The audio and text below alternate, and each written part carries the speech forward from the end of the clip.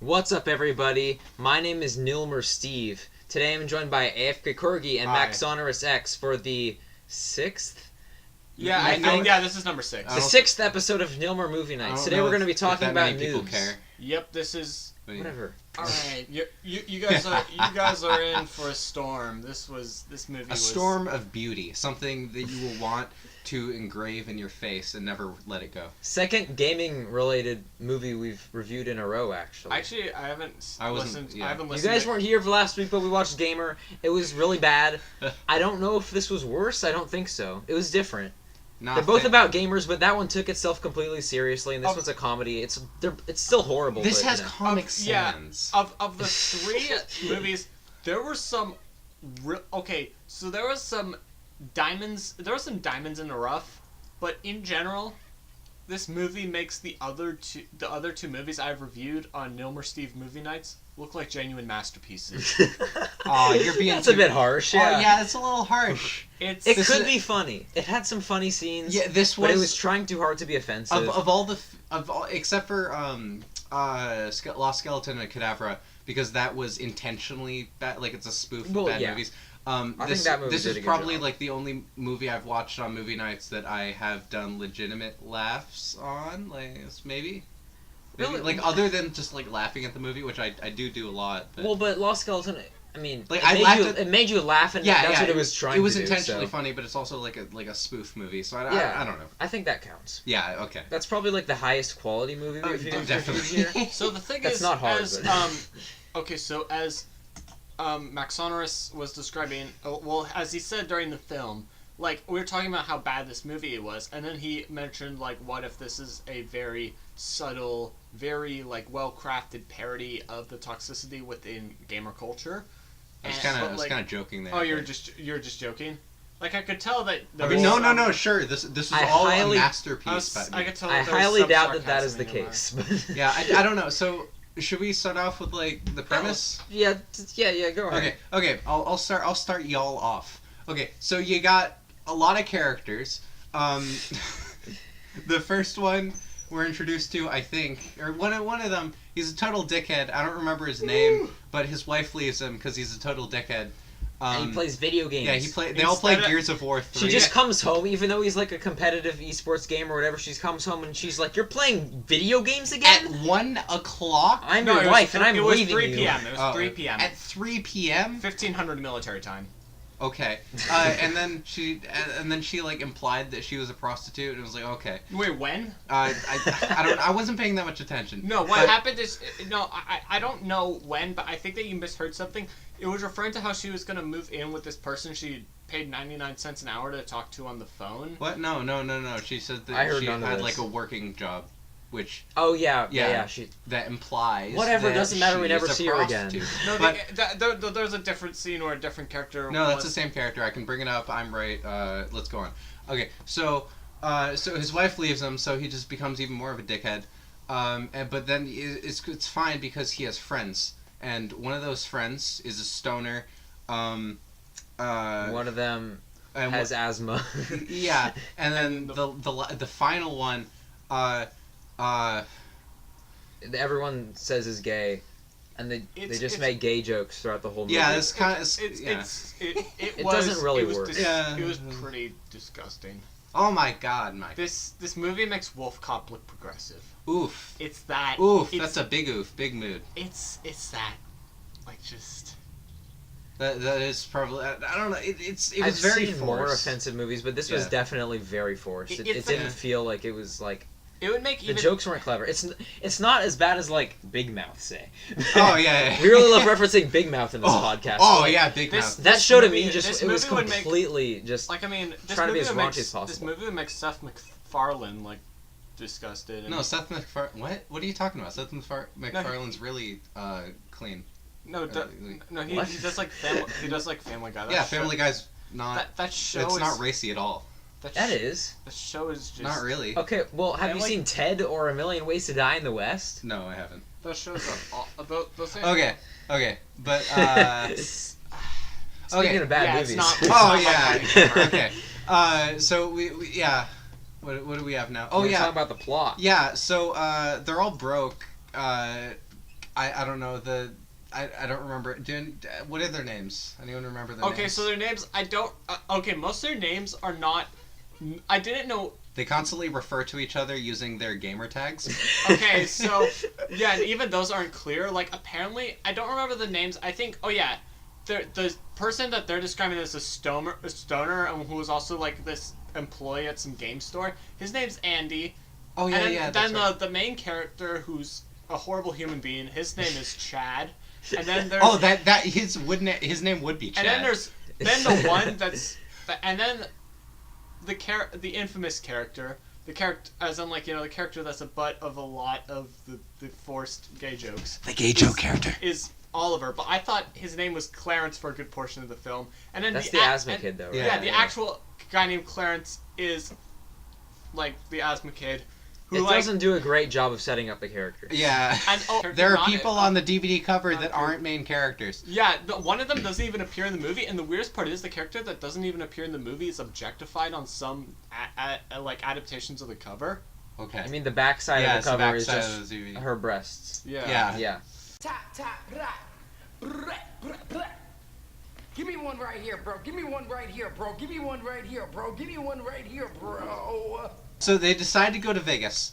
Vegas? Los Angeles. Yeah. Yeah. It was Los one of Angeles. the characters worked in Vegas at one point, but that's a story for another time. Okay, it's the same thing. They both start with Los, same city. And they're both well, like, actually, they're both in technically, California. The It's Las the same thing. Vegas part of Las Vegas isn't even Las I know what I'm talking You know about. that the Las Vegas They're both part, West Coast. The Las Vegas part of Las Vegas isn't even actually Las Vegas, but It's actually a paradise. city, I know it's paradise. I watched CGP Grey. So did I. High five.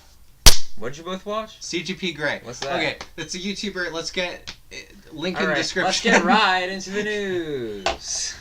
Keemstar. They play Gears of War 3. That's their esport of choice. Yeah. The game store that one of the main characters works at, the stoner one. Yeah, stoner guy. Andy. There's just like a bunch of Gears of War 3 stuff in the background. I guess the time this movie came out, Gears of War 3 was really popular. Came but out in like, 2012. He also wears like Gears of War 3 hats. He has multiple, which he brings to the It's probably product he placement. brings to LA. I don't think that... Why would Microsoft pay Noobz to have Gears of War 3 in their movie? That is a good point. Anyway, they don't feature any other video game besides like Frogger a little bit. Like they all love Gears of War. They have That Galaga. game is the main focus of this film. Okay, so, I'm sorry for interjecting, but I'm not really much of the gaming type anymore. So, and like, I'm just kind of wondering, what makes Gears of War 3, like, not an actual viable esport? Well, because it's played with a controller. That's not. But That's not competitive. Halo's a thing. Race. like, You can definitely have competitive. Yeah, like, I mean, games with a from controller. what I've seen, they kind of For frick's sake. they force you to play with, like, GameCube controllers. Okay, with let me Smash just a sec. Well, no. Let me look it up to see if it is an actual esport. You Okay. guys continue talking. Yeah, Okay, but so- I mean, the problem is that it's a shooter. I can't really say anything. There's- Right, so I've seen. I footage never of really people- thought of the Is it multiplayer true as that anything you special. that but- at Smash 4 tournaments you have to use like the GameCube controller that's plugged into? You can usually use whatever. You don't controller have want, to, but, but- no, the problem. It is a thing. Yeah. Esports, Okay, Gears of War official the problem site. is it's a shooter with a controller, and that's usually less common. Okay, so you're allowed. I think it's I would fine, be allowed to but- bring my like Yeah. DS to like a high level Smash tournament. Malachi Yeah. thinks I'm a console cool. peasant, so that's his point. Yeah. You are a console peasant. So- Onwards to the plot. Okay, so when they go to Vegas and they go to pick up their friend who has asthma, and they don't know that he has asthma, so they go to this dude's house and they're like, "Oh, you're the this guy's a Porsche and a big house," Yeah, and then he because, comes out and then he's like, "Oh, he's an actor from Also, Starship Troopers." the guy's the asthma kids. Is he actually an Clarence- actor from Starship Troopers? I Clarence don't know. is- Look it up. Oh, look it up. Okay, so Clarence's profile picture is of this guy that's actually like his His stepdad. stepdad. Yeah. So, He was in Napoleon Dynamite. I freaking knew it. I was right. Right. Frick you. I wasn't saying that you were wrong. I know. I'm just You very should happy probably to say. explain what also, you're what talking about okay? There One was of the characters is the also, uncle there in was Napoleon Dynamite, and I another knew actor it. that was in Supernatural. Okay. Okay. We'll look that one up this- later. I guess this This- movie had a that was- budget. Wait. Go down. It was Armageddon's manager. Jesse Hyman is in this. Zelda Williams. That's Robin Williams' daughter. That's where I know that Really? name from. Yeah. Why is Robin Williams' daughter in this movie? That's great, actually. Oh man, I knew that sounded familiar. Oh. Okay, That's right. Oh. Wow. Okay.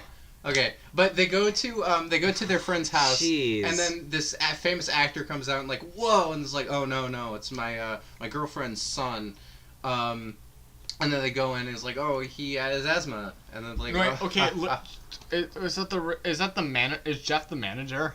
Something. I don't know. I don't remember. Jeff Okay, is. just click on there because it's order of appearance right after that. Yeah, this guy. Oh yeah, that guy was He totally. was Yep. in Supernatural. You're right. Okay. Okay. Then do Jesse Hyman. I recognize that name. Wait. What the frick? He was in He something. was in The Jerk Theory. Those are some. Those look like a resume of Anyway, junky films. That's for another Yeah. Nilmer movie night. Oh yeah. Okay. Old school. So then they make a lot of sexual jokes with his like 55-year-old mother, and then it's Oh jeez. Oh, yeah. What the frick was that? oh jeez, Rick. Oh jeez, Rick. It's. Oh yeah, we're gonna get back to that later because Are we? you're in for one heck of a plot twist, viewers. Oh okay. Oh, So, heck okay, yeah, dude. So then they all head to Vegas. Oh yeah, there's also like the subplot of the stoner dude having an online Roblox girlfriend. She's actually a Gears of War online girlfriend. And then they're gonna go actually meet each other for the first time in and compete against each other. Yeah, in Los Angeles for $100,000. And this comes up later, folks. It's very important to the dramatic tension of the plot. Very unpredictable. Yeah. So, oh yeah, there's also the best character in the movie. What's his name? Gary? Who's played by the Napoleon Dynamite guy. Yeah. So he is. Well, he's a spoof of Billy Mitchell. Like he has the mullet, egotistical AF for those. Competitive gamer. Yeah, he Very played epic. he played Frogger, but they did actually mention that he played Donkey Kong at some point. Yeah. And Billy Mitchell. he's parody. obsessed with the '80s. Like he has a boombox. Yeah, like he's apparently. I actually had never heard of Billy Mitchell prior to this, but I'm like familiar with the concept of the person. Okay, but actually, so when they all get to Los Angeles and they all go into like the super gamer room, Super gamer room. yeah, So a room for epic gaming. yeah, so Gary comes in listening to music, and it's just a really missed opportunity because he's not listening to a Walkman. I think he has like an iPod or something. But like, why wouldn't he have a Walkman? He had a boombox earlier, and then his money guy, like the guy in charge of his money, insulted him for being obsessed with the '80s. And I don't know, man. like, why didn't he have a Walkman? Maybe that was the joke. That he's trying to get a. Oh, maybe this movie's actually smart. Jesus. Yeah. Oh, We were mind discussing blown. it earlier. I bet this movie is a genius. 83% of Google users liked it, so you know. That is true. Should have been Google and Murray Bookchin instead of this movie. So what happens next? Where were we even? They arrive. Oh, Asthma Kid. Asthma Kid? Elevator. Oh, heck yeah. So, Asthma Kid gets like trapped in an elevator. I guess his tank gets trapped in an elevator, and then it starts moving up, and then he's just suffocating. Meanwhile, his teammates are making like asthma jokes. No, they're making auto asphyxiation jokes Right. about like his face turning blue because he doesn't have enough oxygen. Yeah. And then only one of the guys is just going over to help him. In a later scene, he like suddenly gets his tank back, and I don't know how that happened, but okay, whatever. Yeah. I'm not feeling so good, Mr. Gamer. Yup, true that. Infinity War spoilers. It's We didn't fine. even talk about the Black Assassins. Okay, talk about the Black okay, Assassins. Yeah, you talk Okay, about them. so Getting close. there was so it was a very interesting team. So it was comprised of three people that were relatively. There were like 12. They're relatively actually the main guy was 17. He just looked 13. But so there's three relatively toxic and egotistical people, like two of which were relatively younger people, and one of which was like some like 50, 60 plus year old guy. And then there was this one kid who was like really egotistical, Who always had a toxic- comb in his hair. Oh, Yeah, yeah, also- he just also, always has a comb sticking out of his and hair. also like in the airport at one point, in like he plays the race card to get on the plane. Yeah. As a minor, because he's like 12.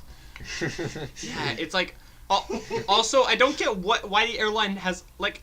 I've never seen airports are bad, but like at least they like do what they can to get unaccompanied minors across safely and don't just deny them passage. Also, the name of the airport is D's Nuts. So Yeah. there you go. It was. And then the it airport was lady before. said... It was before the meme. It was before the meme.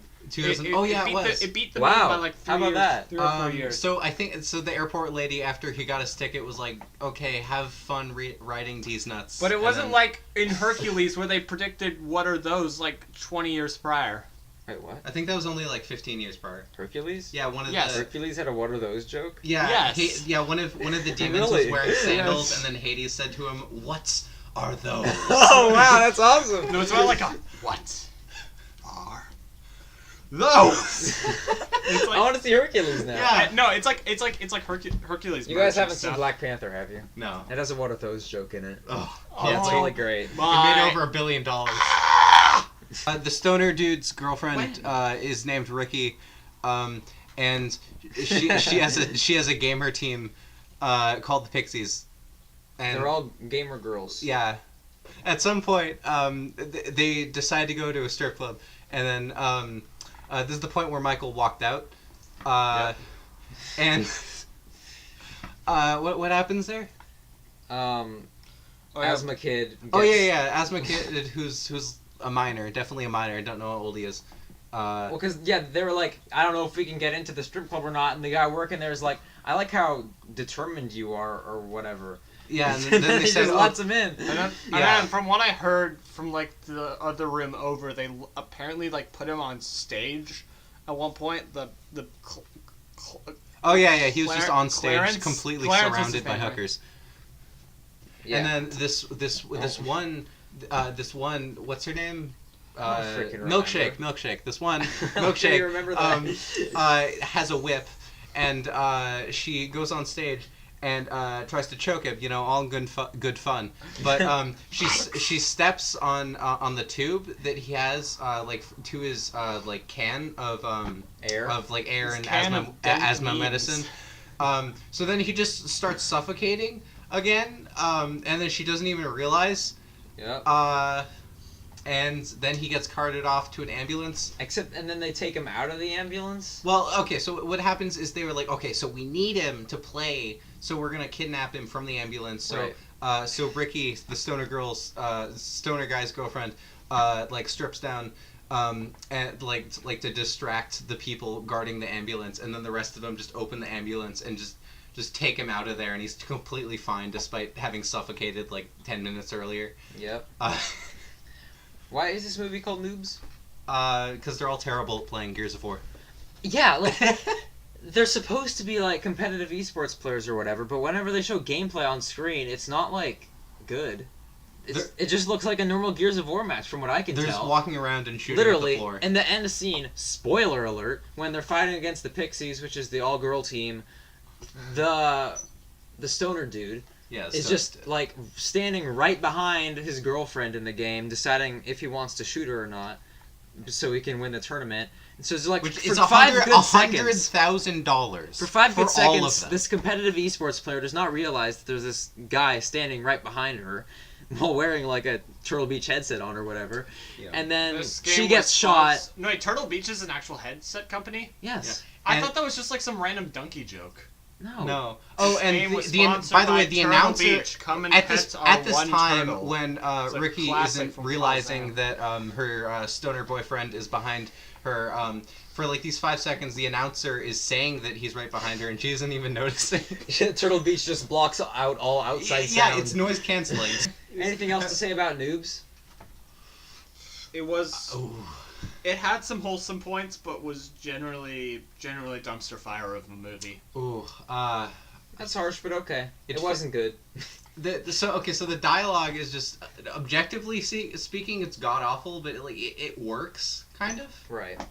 And if you remember from our gamer review, our biggest complaint of that movie was the cinematography. The cinematography in that movie was just like awful. And Here the it's cinematography in this movie is just like completely. There's nothing special about it at all. Every shot is so boring. Have that. Okay. Billy Mitchell has a story arc where he realizes that when he banged a lot of hookers back in the day, He had a son. One of those Oh, And was- it was Clarence. was the asthma kid's mom, and so Right. he is the daddy of Clarence. Yeah, that was quite the reveal. Yeah, and then so he like decides to, because he went to the tournament to play Frogger because that was like his heyday because he had like a midlife crisis because he's Billy Mitchell, and but then he decided, oh, I'm not gonna play Frogger. I'm gonna watch my son win the Gears of War tournament, and that's like really touching and whatnot. It wasn't actually that touching, but it was fine.